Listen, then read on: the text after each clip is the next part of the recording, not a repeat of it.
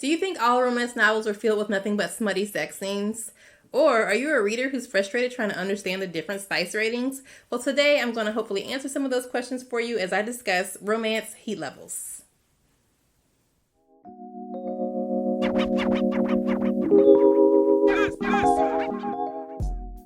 Hey romance besties, it's Christa Tomlinson, indie published romance author. Welcome to my channel where I discuss all things in the romance genre. This week, the topic is romance heat levels. Romance heat levels are one of those areas where people have lots of different opinions.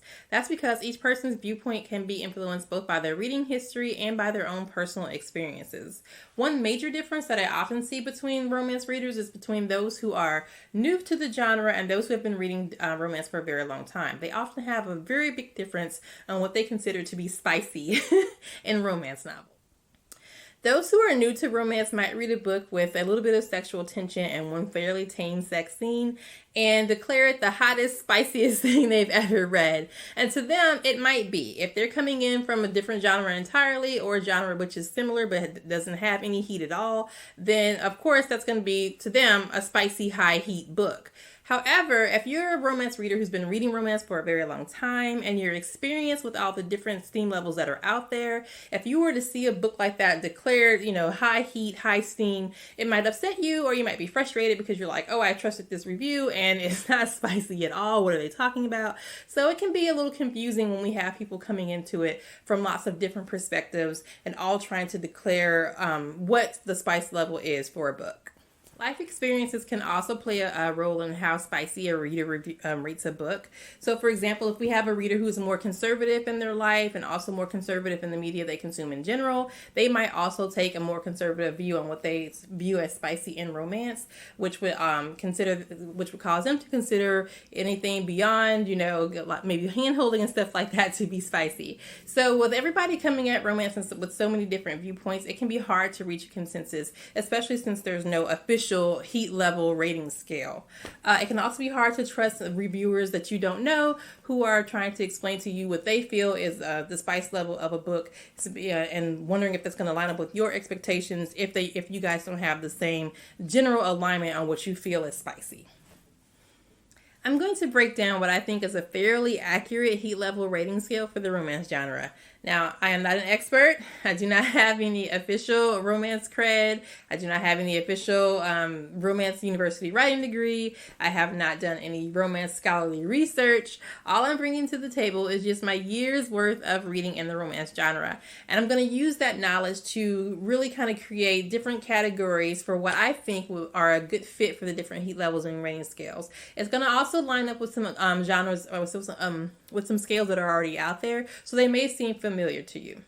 This breakdown is helpful for both romance readers and writers. As a writer, it's important for you to know the different heat levels that are available to you so that you can decide exactly where you want to write on that scale. It can help you decide where you're comfortable writing as well. And then once you have your book finished, you can decide, how can I market my book appropriately to the customers who are looking for this level of heat and spice. As a reader, it can also be helpful to you because it will help you find the books that you're looking for, help you decide what level of heat that you're comfortable reading at, or maybe just what book you're in the mood to read at that time, because of course our preferences are not always the same. It could also help you when you're finished with the book, when you're trying to decide, how do I rate this book as far as heat levels? How do I recommend it to a friend and explain how spicy it is? If I'm writing a review on Amazon or Goodreads or maybe your own blog, you can decide, how can I rate this book as far as the heat level so that it can line up and help people to understand where the heat level falls, and just to make sure that you guys are all on the same page. Before I get started, I just want to go ahead and explain up front that some of the word choices that I use may not be ones that you're comfortable with or familiar with. However, no offense is intended with any of them. I just want to make that clear up front so there's no misunderstandings, right? Okay. All right, the first heat level is heat level 0, which I would call chaste romance. These chase romances remind me of those teenage romance books that I read back in high school, or, well, no, not high school, middle school and elementary school in the 80s and 90s, where the characters were high school age students, high school age characters, and for one or both of them, it might have been their first love. As far as physical, the only thing they really did was hand holding, maybe a hug. There might be one kiss at the end, and that was it. They were very chaste. There was no mention of anything going not take place later. There was no mention of anything, any desires or having sex. There was nothing like that mentioned on the page at all. Of course, with these books, there does not have to be a high school age student, regardless of the character's age. Basically, you're not going to have anything beyond hand holding, a hug, and maybe one kiss on the page, and there is zero mention of anything more physical than that taking place. The goal in a chase romance novel is to show the romantic feelings only. Next is heat level number 1, what I like to call sweet romance. In a sweet romance, you do have the characters showing physical attraction for each other. However, there's still not going to be anything more physical on the page than hand-holding, hugging, cuddling, maybe some kissing. The characters might discuss that they want to share physical intimacy with each other, but we do not see it on the page. Anything like that would be what we consider closed door or fade to black, meaning once the characters get to that point in their physical relations with each other, the bedroom door closes and we as readers do not go any further, or the scene ends. So with those stories, you are often likely to find them in religious or inspirational romances, but you can also find them in lots of other subgenres as well. Other terms you might see used to describe this heat level are clean or wholesome. Some people are uncomfortable with those two terms being used to describe romance books, mostly because if a book that does not have sex in it is used as described as clean, then that means that a book that does have sex in it is described as dirty. And I can see why we would be uncomfortable with that. Sex is not something that's dirty. Sex is just something that's natural. So it really shouldn't have that connotation to it. However, by this point, clean is in widespread use by readers. And it's also a term or a category that authors who are selling their books can select when they're uploading to Amazon. And since Amazon is just a major influence in how we market our books when we're selling them online, it's unlikely to fall out of favor anytime soon. Heat level 2 is sensual romance. In a sensual romance, you're going to have everything that you had in the previous levels. We're going to have our kissing and cuddling, and we're going to have our intimate thoughts. However, in this level, we're going to stay with the characters as they move into their intimate moments. So as they go into the bedroom, we're going into the bedroom with them. We are not closing the door and we're not fading to black. However, these scenes are not going to be very long. They're going to be a few paragraphs or a page at most. That's it. Also, the word choices that are used are going to be fairly soft and tender to kind of keep that mood more of a romantic vibe as opposed to something that's more explicitly sexual. So we're not using explicit vocabulary. So think of this level as the flowery or the purple prose level, because this is where a lot of that purple prose that you see before where we talked about things like, there are soft lights happening and there's, a whisper and stuff like that where you're not really sure what's happening. That's about as much as you're going to have it in this level of romance. The goal is to show the arousal between the characters, but it is not necessarily meant to arouse the reader. So you might get a little tingling in your tummy, but you're probably not going to feel much more than that when you're reading a sensual romance. An example of a sensual romance is Dance Through Time by Lynn Curlin. So I went through my bookshelves because I was looking for different romances of varying heat levels. And as I was skimming through this one, I noticed that all of the sex scenes kept stopping before they actually got to the sex, before they actually described the sex, and before they actually described the climax. And so as I was reading, kind of skimming through, I was like, oh, well, I guess it's just one of those books where the author has, kind of several build-up scenes before they really get to the big show, And these were the scenes where they don't actually go all the way. Then I got to the end of the book and I was like, wait, She never describes it. And so I realized that this was one of those books where we do go with the characters into the bedroom. However, the author is not really describing that sex scene, and is definitely not describing the climax. So it's the same thing as a sensual romance. It is very sensual. We know what's taking place, but it is not explicitly stated on page. So we can have either the two versions we can have are going to be either a really soft, flowery purple language, or just following them into the bedroom, but not actually describing what is taking place past the first initial kind of petting and kissing and caressing and stuff like that. Our third rank is Heat Level 3, Steamy Romance. Now with Steamy Romance, again, we're going to have everything that we had in the previous levels. We're going with our characters into the bedroom, but here we are going to be describing what is happening between the characters. So we're not going to have any physical descriptions that are very flowery and purple. We're going to use actual sexual, sexy descriptive words, okay? In this section, in this level, we're also going to have the author showing the desire, showing the characters being aroused. And it's also kind of written in the way that is meant to arouse the reader as well. So when you're reading the Heat Level 3 Steamy Romances, you probably don't want to be having someone reading over your shoulder if you're reading out in public. I would put most romances that people assume are just chock full of sex in the steamy romance category. Over time, romance novels have become sexier. They have become more explicit. They have become more sensual. And so I would put the steamy romance level, the Heat Level 3, towards the more current end of that timeline of romance books. If we're talking about the typical old school romances that people are familiar with, I would include the books that are written again towards the later end of those years in the steamy category. So for example, books by authors like Johanna Lindsey and Virginia Henley, I would include them as a steamy romance because they do have sex scenes on the page. They do have more than one sex scene on the page. They do describe the sex act between the characters, and although they might sometimes use some flowery language, they also use the descriptive words as well. And last, we have Heat Level number 4, Spicy Romance. In Spicy Romance, we have everything that we had previously, as well as a little more things added on for this level. So we're going to have... My dog just walked in.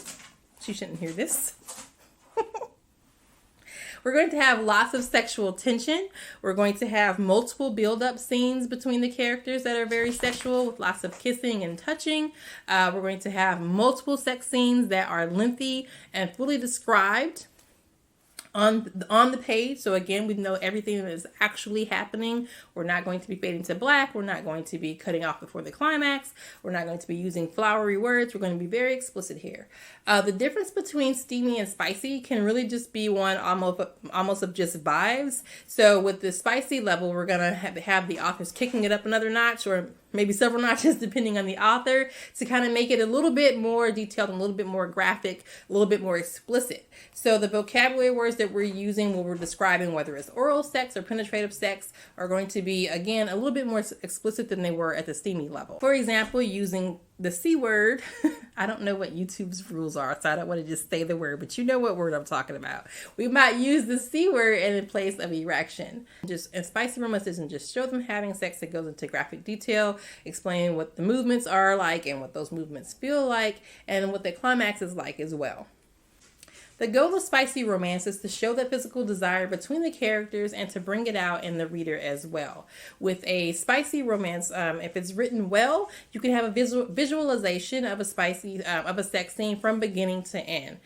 You can also have other things brought into play that you might not see in those previous levels, such as spanking or dirty talk, multiple partners, or even BDSM, things that you're unlikely to find in the previous levels. You might find them in Steamy, but you're definitely not going to find those in the chaste and the sweet levels of romance.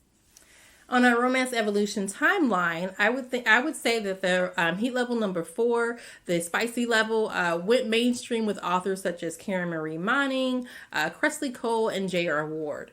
For me, as a published romance author, all of my books fall on the spicy level of the scale, and these books can also be called erotic romance, so I do consider myself as an erotic romance author. Now, since I mentioned the word erotic romance, you might be wondering, well, what about erotica? Well, My dog again. Erotica is not actually a heat level. Erotica is a genre. So, for example, in the erotica genre, the goal of those stories is to show the sexual journey or the sexual experiences of the character. It is not the goal of those stories to have the characters end up together with the happily ever after, as is the goal in romance. In romance, we always have to have that HEA. That's our main goal. That's what we're working towards. In erotica, it is not the same thing. Unfortunately, erotica and romance can often be lumped together by those who just feel that all romance books are sexually explicit, or who don't understand the different structures and rules between the two different genres, or just feel that basically any book that gets super spicy is an erotica book. So that's why you'll hear people saying, oh, this is erotica. Technically, it's not, because again, erotica is a completely different genre from romance, because again, the goal has to be that they're showing their sexual experiences, their sexual journey, and with romance, that the whole goal is the happily ever after. The purpose of the division of heat levels is to give the readers variety in choosing what it is that they're going to read, since not all readers prefer to read the same level of spice. So if you have readers who prefer to only read the super steamy, super spicy books, then they have their categories that they can choose their books from. If you have readers who prefer something in the middle, then again, they can choose that sensual romance book. It all just really depends, but we want to make sure that we give the readers different options, because again, all readers don't prefer to read the same spice levels. We're going to talk more about this in a later video, but romance readers, when they're choosing their books from the bookstore or from online or in the library, they can use covers to help them determine what that heat level of the book is going to be. So for lower heat books, you can expect to have things like maybe pastel colors or symbols or landscapes. If you do have people, they're going to be either alone, or they're going to be in poses that don't imply anything sexually explicit. They might be standing far apart, or if they are together, the most you can expect is a hand holding, and they're also going to be fully clothed. Whereas if you're looking for something spicy, you could expect, if they are using something that's a symbol, then maybe it was going to be something that's a little more suggestive. So maybe a leather glove or a strand of pearls or something like that, something that feels sexy, especially with the way that they might have posed that item, or in the color and the lighting of the cover will kind of imply something sensual as opposed to something bright and soft and happy. Also, if you're going to have people on the cover, this is where you can expect to have that embrace, what we like to call that clench. You can have a clench pose. Chunky, please stop that. Chunky. Sorry. Yeah, this is where you can expect to have a couple in a tender embrace, or maybe a really spicy embrace. You can expect the couple to have maybe some clothes torn off the shoulders a little bit. This is why the shirtless man covers are so popular, because a romance reader can tell at a glance, this dude is shirtless, so this book is probably going to be spicy. So those are the things that we're using to help determine what it is that the heat level is going to be for a particular book. Other clues to a romance's heat level include book titles, subtitles, and cover copy that's used on the back cover. So for example, if you see a book where the title is Home is Where the Heart Is, a sweet romance, that's going to be completely different from The Passionate Alpha. This book is filled with longing and yearning and will burn up the pages. So, that's two completely different levels of heat in a book. And again, that's something that a romance reader can use to determine if that's something they're in the mood for. And as a romance author, that's how you're going to market your book to make sure that you're finding the right customers. Okay, that's it. That's romance heat levels from me, your local Gen X Midwestern lifelong romance reader. What do you think? Did I get it right? Was I accurate? Let me know in the comments if you agree or you disagree. Let me know if you feel something that should have been tweaked or should have been added or left out. Let me know that as well. I would love to hear your thoughts. Read your thoughts. If you'd like to see my take on spicy romance, then I invite you to check out my book, Blood Kiss, an MM vampire mafia romance. In Blood Kiss, we have Solon, who puts himself up for auction as a human blood pet. He's purchased by a devastatingly sexy and handsome vampire, Everett. However, Solon only did it as kind of a joke. He has no intention of fulfilling his contract, and he runs off before his vampire can take him home. However, what he doesn't know is that Everett is a powerful powerful mob boss with the connections to track him down, which he does. From there, we have lots of sexy blood drinking shenanigans. Blood Kiss is high heat and low angst, the perfect book to read when you're in the mood for something light and sexy. You can find Blood Kiss on Amazon, where it comes in ebook, Kindle Unlimited, and paperback and hardback. You can also get the discreet cover options if you like to read in public and don't like people to know what it is that you're reading, on Barnes & Noble, and which comes in paperback and hardback as well. And if you like to order from our romance specific bookstores, The Ripped Bodice and Love Sweet Arrow, you can order Blood Kiss from them as well. You can find more information on Blood Kiss as well as my other titles at ChristaTomlinson.com. If you'd like to see more videos from me, please hit the subscribe button. And if you like this video, please give it a thumbs up by hitting the like button. It makes me feel all warm and smushy inside when I see those thumbs up. Plus, it lets YouTube know that this is a video that viewers who are also interested in this topic might like to see. Next week, I'll be talking about the romance trope, the best friend sibling. So if you like that trope, or if you're interested in seeing how it works, please go ahead and check it out. Thank you so much for watching. Bye!